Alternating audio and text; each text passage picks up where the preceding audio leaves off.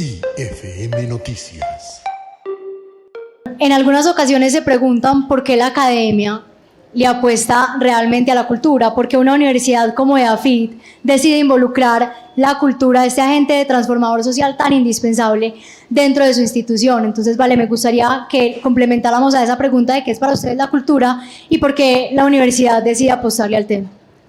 Vale, pues mil gracias por la invitación. Yo antes de responder eso sí creo que imaginémonos por un minuto un mundo donde no hay música, donde no hay libros, donde no hay imaginarios que nos conectan, es decir, donde no hay artesanos que narran a través de eso que hacen, donde no hay lecturas, digamos, comunes. Entonces, ¿para qué esa vida? ¿Cierto? Es decir, ¿para qué una vida donde una fiesta sin música, qué es? ¿Cierto? Un encuentro sin cine, sin esas cosas que nos permiten y nos definen como sociedad. Entonces yo arrancaría por decir que sin duda la cultura son esas ficciones que uno comparte con otros y que hacen que uno sienta pertenecerse o a un país o a una región o a un lugar y que finalmente hacen, digamos, que la cotidianidad sea más interesante, ¿sí? Más allá de un cuadro para adornar una casa, son las reflexiones que hay detrás de eso, el ejercicio de pensar y de reunir. Entonces, en ese sentido, digamos, la cultura entendida como esas ficciones que uno comparte con otro, esos puntos comunes, esos vasos comunicantes que hacen que un país tenga algo que lo trace y lo defina, ¿cierto? Pues o una región o una familia, inclusive esos imaginarios compartidos, pues ya yendo a otros puntos, o en cultura ciudadana, pues los asuntos de convivencia, las normas sociales o culturales que se comparten y que hacen que uno se comporte de determinada manera, que priorice una cosa por encima de otra, que algo sea normal o no sea normal, digamos, socialmente visto. Entonces, bajo esa perspectiva, pues finalmente una universidad tiene un rol muy importante, y una universidad como EAFIT, y es ser una bisagra en una sociedad profundamente dividida, en una sociedad con muchísimos, digamos, donde marcamos las diferencias más que los puntos comunes. Entonces, tener un lugar de encuentro para una ciudad como la nuestra, para una región como la nuestra, con los retos que tiene, es vital, ¿cierto? Donde la creación puede ser un punto de encuentro clave y donde, por supuesto, en la universidad se expresa a través de temas de cultura vitales como una orquesta profesional, que es la Orquesta Sinfónica de EAFIT, un centro de artes que, digamos, es referencia, sin duda, pues es la tercera sala después del MAM, el Museo de Antioquia, pues la tercera sala, digamos, en su vitalidad. Pero ¿qué significa que la cultura permee a los más de 10.000 estudiantes de pregrado que pasan por ahí, ¿cierto? Es decir, que dentro de tu vida te toque alguna vez un instrumento, te toque el arte, te toque ese encuentro y ese arte de vivir como con otros. Entonces, finalmente, pues hay una razón de ser clara, y es una sociedad necesita quien la piense y necesita lenguajes que expresen ese pensamiento y que sea bisagra para las distintas formas que existen en una ciudad como la nuestra. Entonces ahí pues hay un tema interesante, ya después están las prácticas y los lenguajes específicos que se viven en un recinto como EAFIT, que es mucho más que academia, ¿no? Porque es distrito térmico, porque usted entra allá y hay más sombrita, porque hay árboles, porque hay investigación, porque hay conocimiento. Entonces ahí está como ese vínculo. ¿Cómo se genera confianza desde la cultura, desde cada uno de los roles que ustedes representan y en los diferentes sectores? Me gustaría empezar por Vale. Bueno, yo voy a conectar eso un poquito como con lo que han hablado. María decía una cosa que es muy bella, creo yo, y muy necesaria, y es, hablaba de formación de público, ¿cierto? Nadie extraña lo que no conoce, y ese es el principio de una base de un ejercicio cultural. Si tú no te has expuesto a un libro, si tú no has oído una buena canción, si tú no has estado, digamos, expuesto a una experiencia artística desde distintos momentos de la vida, pues no lo puedes extrañar, ¿cierto? O sea, uno... Entonces, la base de eso sí es, por supuesto, hay un ejercicio muy fuerte de formación de públicos que tiene que ver con darle a la gente el derecho desde que está chiquito de que nadie le quite lo leído, de que nadie le quite lo visto, ¿cierto? Porque claro, ahora dicen, no, es que yo hago el resumen en el ChatGPT, sí, seguro, pero en tu cabeza, ¿qué pasa cuando escribís un texto, cuando te aproximas, cuando tenés cierto tipo de experiencias?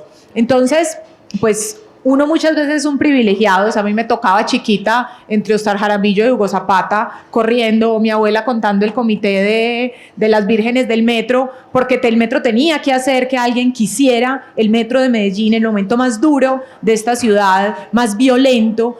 ¿Qué figura unificaba, digamos, en un momento a sicarios, a combos y a la vez a todas las fuerzas culturales y sociales? Muchas veces era una virgen, más allá de esa figura religiosa, como esa figura de la madre. Entonces era, vengan los grandes artistas y hagamos un ejercicio de acercar ese arte ahí, ¿no? Entonces, a lo que voy es que, pues hay un ejercicio muy fuerte de formación, pero también hay un asunto muy básico, y es, tú haces, ahorita hablaban acá, 8.000 millones de pesos, qué maravilla. ¿Cuánto valen 2 kilómetros de vía nueva pavimentada?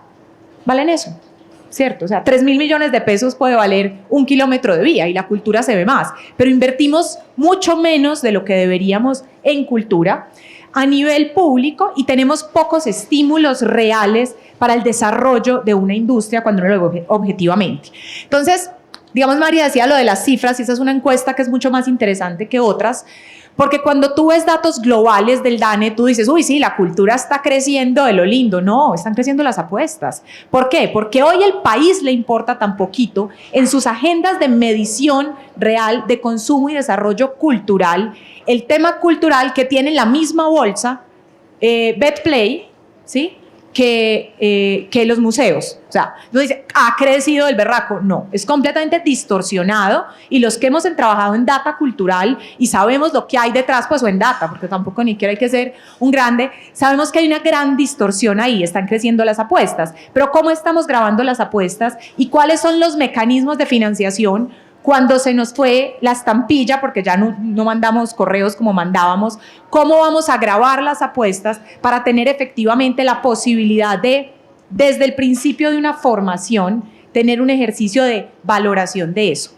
Cuando se conoce, y nuevamente cuando vuelves a lo de confianza, es que ya nos lo ha dicho la diplomacia cultural del mundo. Es decir, la gran estrategia de los Estados Unidos en su momento, los años 60, posguerra, y en todo esto fue, métale a la cultura, que eso es lo que pega, ¿cierto? Entonces fue todo el tema del jazz y la expansión en el mundo. Eso no fue ingenuo, no fue solo unos artistas muy bonitos, muy emprendedores que les dio por viajar por el mundo. No, había detrás una política cultural y una industria cultural efectivamente inyectando para un tema de diplomacia cultural, o lo que hicieron los españoles, no sé, con un SEASEX o con grandes estrategias.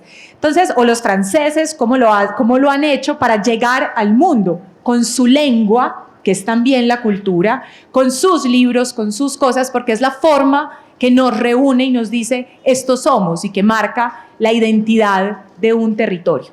Entonces, digamos, ahí yo creo que, pues, como articulando lo anterior, creo que es eso. Y los temas de confianza, pues yo creo que pocas cosas reúnen más que un ejercicio creativo. Y si hay algo en la cultura es eso, es la capacidad de pensarnos distinto, de pensarse sin temor, a ser originales, a proponer, digamos, como en todo ese espectro. Y vuelvo al ejemplo del metro, y es a reunirnos, a crear símbolos que puedan lograr la convergencia de una sociedad. Llámense estos música, llámense estos representaciones como el cine o la fotografía o el arte mismo. Entonces yo creo que ahí sí hay un papel vital de las artes y el lenguaje propiamente dicho, y de la cultura entendida más grande, de reunir y crear símbolos. Y una nación requiere de símbolos para su desarrollo y su aglomeración alrededor, digamos, de un relato de nación. Y eso en el mundo se ha demostrado que lo único, digamos, que lo logra y es firme en ese sentido para unificar la diversidad, y más de un país o de una ciudad como la nuestra, es justamente la cultura. Entonces ahí doy la parte del indicador anterior, y no se dejen engañar que las cifras muchas veces es la apuesta la que las dispara. Cuando empecemos a medir separado, y por eso la encuesta que cita María es bien interesante, vemos esa necesidad de formar desde la base y de crear símbolos que aglutinen. Gracias, Vale, me parece indispensable todo esto que mencionas. Vale, ¿de qué manera la cultura y la educación se articulan para poder formar, pues, ciudadanos críticos y creativos hoy en día? Ustedes desde la educación superior, pues a mí me hace mucho ruido cuando dicen que los jóvenes son el futuro, porque pues realmente los jóvenes son el presente, pero cómo la cultura y la educación se articula para que los ciudadanos, que sean críticos y creativos. Bueno, yo vuelvo a lo que decía ahorita, nadie extraña lo que no conoce, ¿cierto? Y uno tiene una responsabilidad en una sociedad y es atravesarle preguntas, ¿sí? Y la cultura es un gran asunto para hacer eso, que la gente se pregunte cosas, que un estudiante, nuevamente nosotros tenemos una de las 6 orquestas profesionales del país, y yo creo que cualquier persona debería tener ese derecho de poder viajar por lo más complejo de la música y del pensamiento que se ha creado en el mundo, ¿cierto? Y una orquesta justamente es ese vehículo y con la mejor calidad, ¿no? Entonces, cuando tú abres esto, cuando tú acercas y haces ejercicios de, venga, ¿qué tiene que ver, no sé, la inteligencia artificial con una orquesta? ¿Cuáles son los momentos que se vive? Pues tú le estás planteando unas preguntas clave a una sociedad. A través a veces de esas expresiones culturales, otras veces a través de la conexión con el currículo, es decir, si tú igual vas a tener que hacer un trabajo de comunicación, ¿qué tal si nos preguntamos en ese ejercicio por las quebradas que tiene Medellín, que ustedes saben que es una de las ciudades con más agua del mundo, con más quebradas, aunque las tenemos tapadas, y eso ya se nos va viniendo en un problema de cambio climático, pero cómo la cultura puede ayudarnos a explicarle a la gente qué pasa ahí, ¿cierto? Es decir, entonces a veces es un vehículo, a veces es un fin, pero en síntesis yo creo que es una posibilidad de darle preguntas a la gente en una sociedad y en un afán que solemos tener los paisas de dar respuestas a veces más rápido de la cuenta sin habernos preguntado qué es lo que está pasando, qué es lo que nos sucede, digamos, en las distintas esquinas. Y yo creo que hay un asunto también que tiene que ver con el gozo, ¿cierto?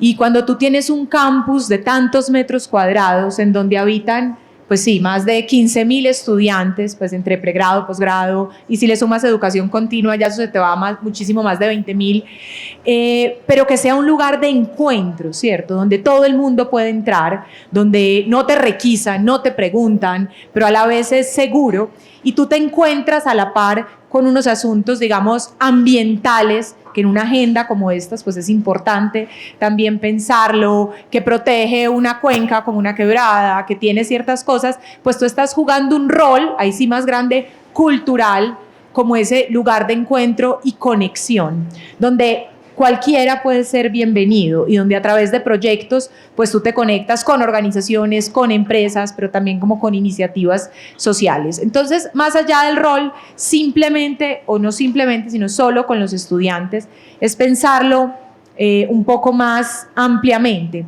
En una ciudad que pues a mí siempre me ha dejado preguntas que a principios del siglo pasado Medellín tuviera nada más un teatro donde cabían 5.000 personas, hoy eso no existe. ¿Cierto? Pues sí, tenemos la Macarena y qué tal, ¿no? Pero teníamos el Circo España al lado del Teatro Junín, si tú te ibas. Entonces, ¿qué ha sucedido también con esa inversión que hacíamos como, digamos, sociedad y como personas en ciertos temas de cultura para ese también cultivo de cada uno, ¿no? Entonces, pues en ese asunto yo creo que unas universidades tienen que generar ese espacio, tienen que permitir encuentros, conversaciones, recibir todas las formas de pensamiento que viven en una universidad. Yo creo que es importante para cultivar como también otras formas de aproximarse y ver el mundo. Entonces, pues creo que ahí está más o menos el asunto. En su experiencia, ¿qué necesita Medellín, Antioquia y Colombia para que la cultura tenga un impacto más profundo y sostenible en la vida cotidiana de los ciudadanos? Empiezo por mi derecha con Vale.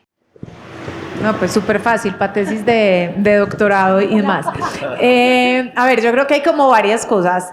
Lo primero es entender que la cultura realmente es de lo que nos permite conectar un país, un territorio y una nación. Tú necesitas nuevamente referentes de patrimonio mueble, pues digamos, y los techos y demás. También hay otros intangibles que tienen que ver con patrimonios naturales, con patrimonios documentales y con ejercicios de entender quiénes somos y quiénes podríamos ser, ¿cierto? Entonces, en ese sentido, sin duda, faltan unos temas de inversión, o sea, sí le hace falta plata a la cultura, porque antes acá sale mucho artista, sale mucho escritor, salen muchas cosas sin temas sostenidos, y no es inversiones de una sola vez, salga la rifa, no. O sea, no es gratis que hoy el Pacífico colombiano tenga lo que tenga y sea un referente como es musical y exporte lo que exporte musicalmente. Eso no es gratis. Eso fue porque cogieron Yuri Buenaventura, produzcame 100 discos, Pacífico con la inversión que es, buscando lo que hay y saque para afuera y graben donde hay que grabar, ¿cierto? Entonces es también dejar de ser ingenuos y de romantizar el tema cultural en ese sentido. Y hay un segundo tema que yo creo y es valorar realmente al artista. Si tú ves toda la cadena, digamos, porque eso no es solamente como, ay, tan lindo, no, venga, hay toda una cadena, el que crea, el que distribuye, el que mueve, el que ejecuta. Entonces, tú tienes que entender es toda la cadena y dónde tienes que inyectar efectivamente, sostenidamente y en el tiempo. Entonces, hay unas cosas que sin duda hay que hacer, pero yo sí creo que como país nos falta un ejercicio mucho más fuerte de valorar al creador, porque si tú vas a ver dónde quedan las platas, la mayoría de las platas quedan, pues, o de los asuntos, quedan en unos intermediarios muy fuertes, incluidos muchas veces gestores, pero ¿qué pasa ahí? O se le pide al artista pues que sea emprendedor, no sé qué. Entonces yo creo que cuando tú entiendes que la creación es un patrimonio de nación, que es lo que te une y genera ese relato, pues puedes tener una salida mucho más interesante. Y creo que cosas de facto, políticas públicas sin duda, pero creo que hay que meter la inversión específica mirando la dinamización completa de la cadena de la creación. Uno ve pocos sectores donde la gente se reúna 3 veces a la semana a trabajar gratis 6 horas para sacar cualquier asunto, ¿cierto? Entonces, creo que tú en la cultura, aunque obviamente falta, yo creo, muchos cruces y ser más asertivo en los estímulos, que María decía, muchos asuntos, la pulsión creativa une como pocas cosas, grupos de teatro que se reúnen, grupos juveniles que uno mapea en toda la ciudad, gente que, digamos, tiene ideas que a través de la cultura las expresa. Entonces, digamos que esa pulsión en términos de esa articulación creadora yo creo que existe y tú la ves en casi todas las cosas que están. Creo que faltan estímulos y estímulos focalizados según el tipo de empresa o industria cultural de la que se esté hablando. Es decir, si tú estás hablando de cine y tú quieres dinamizar el cine acá, pues vemos lo que pasó después de la ley del cine, que fue cambiar a un modelo en el que hay subsidio, pero es un subsidio que no entra por las arcas del Estado, es decir, sí existe la exención de impuestos del 65% a las empresas que invierten en eso, pero tú creas un mecanismo de adjudicación directa del subsidio. Entonces, ¿qué pasa? Eso es más anglosajón, hay distintos tipos de modelos, digamos, culturales de distribución del recurso, ¿sí? Hay unos más anglosajones, otros más franceses, españoles, donde pasa más por el Estado muchas cosas, pero en realidad los estados sí invierten mucho y dinamizan, digamos, sectores y economías, entendiendo el rol de articulador que tiene la cultura para una nación. Y eso lo han entendido 2 modelos profundamente distintos, como el francés y el anglosajón, pues digamos el inglés o el norteamericano. En todos los casos hay una inyección grandísima por subsidio directo o por, pues digamos, o por impuestos que se invierten en un tema o por mecanismos de subsidio indirecto como ley de cine o como esto. Entonces, cuando uno ve y uno entiende cómo se mueve la particularidad de cada una de las manifestaciones culturales, uno entiende que si Medellín hace algo tan simple que no ha logrado hacer y cuando ya estaba a punto lo desbarataron, entonces vuelve y empiece como la ventanilla única, es decir, que un productor de cine viene y no le toca ir a sacar permiso con el de espacio público, ir a buscar no de qué, ir a pasar por 20 ventanillas, sino que en una sola ventanilla tramita todos los permisos para rodar y que adicionalmente en la ciudad hay una formación técnica educativa, como lo que decía María. En Colombia hay muchos directores de cine, pero no hay gaffers.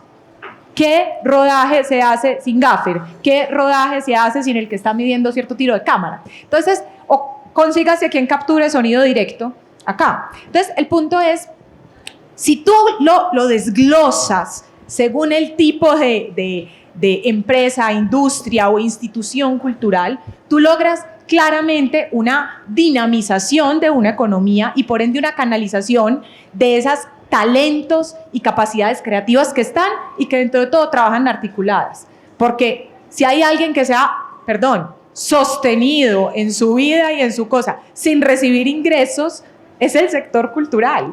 Entonces, yo creo que sí existe esa pulsión, falta el incentivo puesto en el lugar que es y entender dónde están esos puntos de quiebre que yo creo que María los trató bien, esos incentivos donde se ponen económicos, que van mucho más allá de la convocatoria, pues que esa es histórica, digamos, y que tiene que ver realmente con hackear o con moverse en ese sistema. Pero creo que hay que entender cada uno en su particularidad y también comprender que hay cosas que uno hace, como bien decían, por una apuesta social profunda, porque puede que de los 5.000 niños de la red de escuelas de música salgan 10 que van a ser músicos profesionales, pero no importa, formarse en la música o con la música es diferente, pero es vital que exista alguien que valore eso y que haya aprendido otras habilidades a través de un instrumento. Entonces, pues sería como eso es lo que tendría para decir. IFM Noticias.